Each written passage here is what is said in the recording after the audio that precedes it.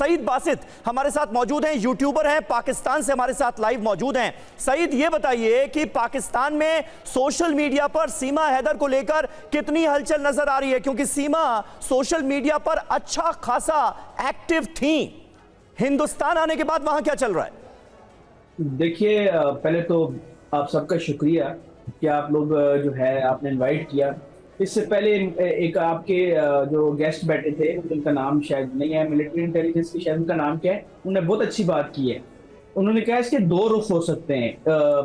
किसी चैनल पे मैंने देखा किसी ने इस तरह बात की हो कि दूसरा रुख भी। ब्रिगेडियर थापर का जिक्र कर रहे हैं आप? जी जी जी जी जी, मुझे रियली रिस्पेक्ट फॉर हिम कि उन्होंने ऐसी बात की कि एक सचिन के लिए वो क्या प्लान करेगी और क्या इस तरह करेगी, और दो रुख भी तो देखें। मैंने किसी ने इस तरह की बात नहीं की, ठीक है। और आप कह रहे हैं कि पाकिस्तान में, यकीन करें मुझे, मैं आपकी कोई इंसल्ट या इस तरह की चीज नहीं, मैं बिल्कुल सीरियस बात कर रहा हूं कि मुझे इस पे अब तरस आ रहा है कि आप लोग इतने दिन हो गए उसको इन्वेस्टिगेट ही नहीं कर पा रहे।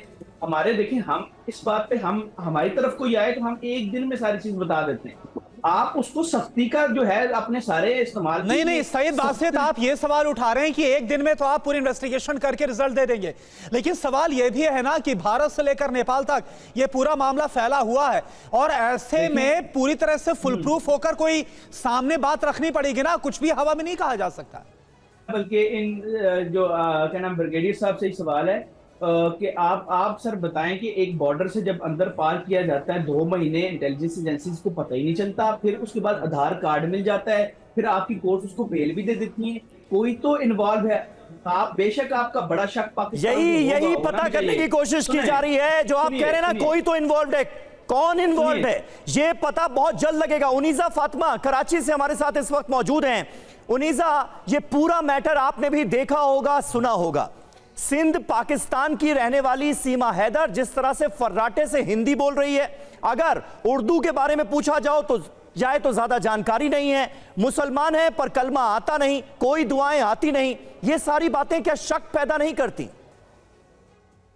बिल्कुल आप सही कह रहे हैं, ये बातें शक पैदा करती हैं कि सीमा हैदर का आखिर मामला क्या है। लेकिन अगर सिर्फ ये कहा जाए कि जासूस है तो मेरा ख्याल है कि ये बहुत अर्ली स्टेज पे है, क्योंकि हनी ट्रैप का जो मामला है जो आप कह रहे हैं ये इस तरह दिखता नहीं है। एक औरत का सब कुछ छोड़कर बच्चों के साथ आ जाना, जाहिर है ये बड़ा तशवीशनाक एक मरहला है। और अगर सीमा हैदर आई है, भारत आई है, तो ठीक जो कहा गया है यहाँ पर कि इसकी जाँच होनी चाहिए। और अब तक क्यों नहीं ये चीज़ें सामने आई? सिर्फ पाकिस्तान पर ही शक नहीं होना चाहिए, कुछ भारत में भी हो सकता है कि कुछ व्यक्ति ऐसे हों कि जो इनके साथ मिले हुए हैं। सीमा हैदर कैसे वहां पर 1.5 से 2 महीने रही हैं, कैसे उन्होंने सरहद पार की है, ये सारे सवालात बड़े अहम हैं। दूसरी बात जो यहाँ पर हो रही थी वो ये था कि सीमा हैदर इतनी फर्राटे के साथ हिंदी कैसे बोल रही है, इतने अल्फाज कैसे बोल रही है। तो देखिए, हमारे यहाँ दोनों देशों में यह है कि जो शोबिज है, बॉलीवुड है, उसकी मूवीज देखी जाती हैं। सीमा पहले भी बता चुकी है कि उसकी और सचिन की जो प्रेम कहानी है वो गदर फिल्म से जो है वो जो है मुतासिर होकर उसने ये सब चीजें देखी हैं, और भारत में जो हम दिखाते हैं फिल्मों के अंदर भी, तो यहाँ पर भी जाहिर है भारतीय फिल्में मकबूल हैं। तो मेरा नहीं ख्याल कि हिंदी सीखना कोई बहुत बड़ा मसला है। मैं भी बहुत से हिंदी अल्फाज बहुत अच्छी तरह बोल सकती हूं। उनीशा फातिमा जी, ये बिल्कुल आपने सही कहा कि अभी इन्वेस्टिगेशन जरूर होनी चाहिए और सच्चाई क्या है वो सीमा की निकलकर सामने आनी चाहिए। अब देखिए, एक और बड़ा खुलासा, एक और बड़ी खबर सीमा पर TV9 के स्टिंग में बड़ा खुलासा। सीमा ने नेपाल में नेपाली सिम इस्तेमाल किया। नेपाल से लौटने पर सीमा ने नेपाली सिम को फेंक दिया। सीमा ने अपने पासपोर्ट पर नेपाली सिम लिया। तो ये जो बड़ा खुलासा है वो सीमा को लेकर लगातार हो रही है। मसलन जैसा इससे पहले सामने आया था कि 7 महीने की जो कॉल डिटेल्स है उसको डिलीट करना, ये सब क्यों किया गया?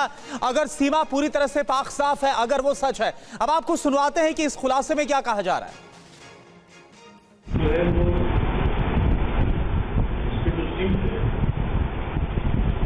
नेपाल आई, फिर नेपाली सिम लिया, फिर फेंक दिया, फिर वापस नहीं पाकिस्तान, फिर आई, फिर नेपाली सिम लिया। तो सिम कहाँ? और नेपाली सिम जो उसके डॉक्यूमेंट्स के लिए पासपोर्ट मिल गया। हमारा अगर दिक्कत यही ना, डाटा नहीं रखते लोग, इसमें क्या किस कौन क्या ही करना है, कोई भी होटल्स के तो इसने अपने नाम भी कराया था।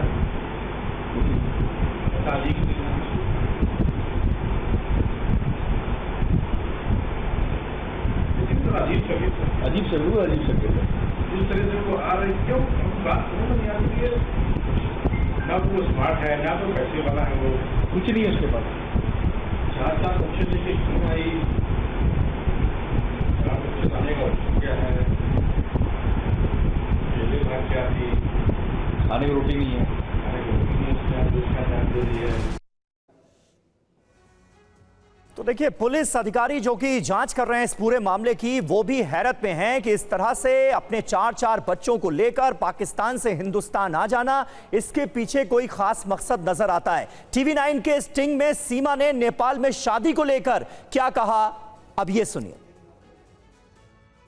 पुलिस जांच एजेंसी कल काठमांडू जाएंगे, जिस मंदिर में आपकी शादी हुई है, क्या वहाँ फोटो वगैरह खींचे थे?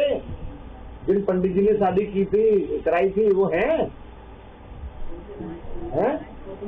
वो पंडित जी कह देंगे कि हाँ हमने इनकी शादी कराई? बताइए, कह देंगे वो पंडित जी? हैं? बताओ आपको वहाँ पर आप सिग्नेचर किया था? नहीं, सिग्नेचर तो रजिस्ट्रेशन तो हो ही नहीं सकता। शादी नहीं सकती आप मुझे तो फोन कर दीजिए।